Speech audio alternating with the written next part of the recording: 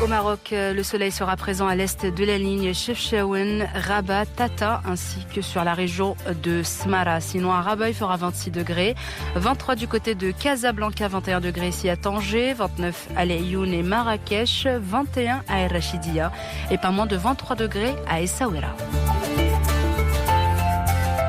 En Algérie, le temps sera partiellement nuageux, notamment sur le nord-est du pays et clair ailleurs. Des précipitations sont également prévues sur la wilaya d'Annaba où le mercure affichera 20 degrés, 20 également du côté de Alger, la capitale, une température de 23 degrés à Tamanrasset, 16 à Béjaïa, 21 à Oran et pas moins de 18 à Constantine. Toujours au Maghreb et en Tunisie, cette fois prévoyez un temps partiellement nuageux sur l'ensemble du pays avec de la pluie sur le quart nord et le sud-est du pays. Ainsi à Tunis, il fera 21 degrés, 19 du côté de Tabarka, une température de 22 degrés à Gafsas, Fax, Gabès et Djerba et pas moins de 21 à Sousse. Vous êtes sur Midi 1, le journal de 23h.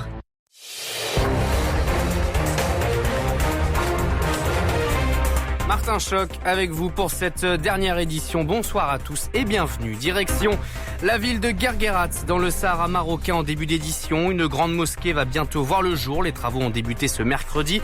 Un projet de près de 9 millions de dirhams pour promouvoir le développement socio-économique dans la région. Les détails à suivre.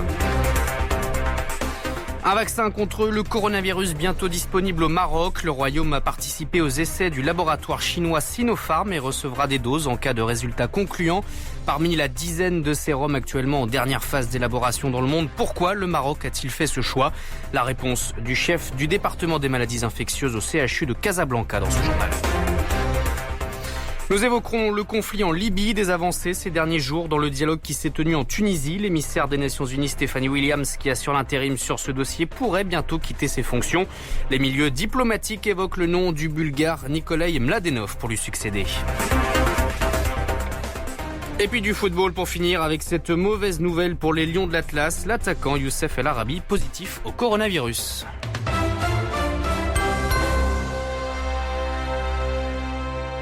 Bientôt une mosquée à Guerguerat, début des travaux de construction ce mercredi, a-t-on appris auprès du ministère marocain des Habous et des Affaires islamiques. Le coût de l'édifice s'élève à près de 9 millions de dirhams, ouverture des portes prévues dans un an, Gaëtan Plenet. Une salle de prière pour hommes, une autre pour femmes, des salles d'ablution, un minaret, un logement pour l'imam. La grande mosquée de Guerguerat s'étendra sur 3767 mètres carrés, dont un tiers devrait être couvert. Le tout en respectant les normes architecturales islamiques. Selon le ministère des Habous, la construction d'une mosquée s'inscrit dans le développement urbain que connaît le poste frontière et la commune dont il dépend, Bir Gendouz. Écoutez Abdelaziz Derwish, il est le directeur des mosquées au ministère des Habous et des Affaires islamiques. La durée du projet est de 12 mois. Et ce projet vient comme réponse aux besoins de la population locale et aussi pour les gens qui traversent le poste douanier de Guerguerat. Depuis quelques années, la zone connaît un important essor économique. Sans compter les services publics, les entreprises privées sont de plus en plus nombreuses à ouvrir des antennes, à proposer leurs services aux habitants et aux voyageurs. Faut-il le rappeler, Guerguerat jouit d'une position particulièrement stratégique, passage obligé entre le Maroc et la Mauritanie et donc l'Afrique subsaharienne. Un chiffre qui l'illustre, près de 200 camions traversent quotidiennement la frontière. Gaëtan Plenet. Et puis concernant la situation sécuritaire dans le Sahara marocain, sachez que le Brésil appelle à garantir sans entrave le trafic et les flux commerciaux au passage de Guerguerat. La Russie, de son côté, souhaite l'apaisement des tensions à ce point de passage. Une relative bonne nouvelle sur le front de l'épidémie au Maroc. Plus de guérisons que de nouvelles infections au dernier bilan publié ce soir. 5757 guérisons pour 5391 nouvelles contaminations dans le détail. Le ministère de la Santé enregistre par ailleurs 81 nouveaux décès, un quart d'entre eux dans la seule région de Casablanca. Le taux d'occupation des lits de réanimation dédiés au Covid-19 continue sa très lente progression dans le royaume. 38% des lits sont actuellement occupés par des patients Covid. Alors pour le moment, la pandémie est sous contrôle dans le royaume en attendant un vaccin qui doit arriver dans les prochaines semaines. Il s'agit du sérum chinois du laboratoire Sinopharm dont le Maroc a participé aux essais cliniques. 600 personnes testées à travers le royaume entre septembre et octobre et les résultats sont bons, souffle-t-on à Casablanca où les prélèvements sanguins pour définir l'efficacité du virus viennent de s'achever. 10 millions de doses sont attendues en cas de résultats probants. Alors pourquoi le Maroc a-t-il fait le choix de ce vaccin chinois? Réponse du professeur Kamal Mahoun El Filali, chef du département des maladies infectieuses au CHU de Casablanca.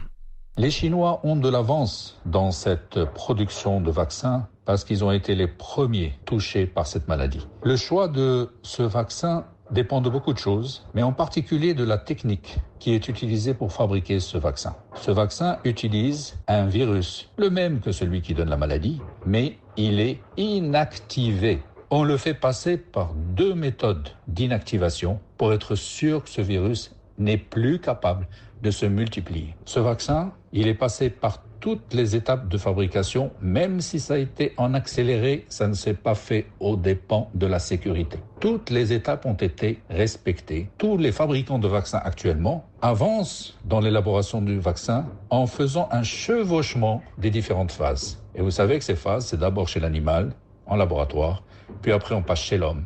On fait la phase 1, puis la phase 2, puis la phase 3. Nous avons eu la chance au Maroc de pouvoir collaborer avec les partenaires chinois dans cet essai clinique de phase 3 concernant ce vaccin que nous allons acquérir pour le citoyen marocain. Et rappelons que la première campagne de vaccination au Maroc, dont on ne connaît pas encore la date, concernera les personnels de santé, de sécurité et les personnes fragiles en priorité. Toujours concernant la pandémie de coronavirus, la Tunisie rouvrira ses mosquées à partir de lundi prochain pour les 5 prières uniquement, excepté la prière du vendredi, annonce faite par le ministre de la Santé ce soir.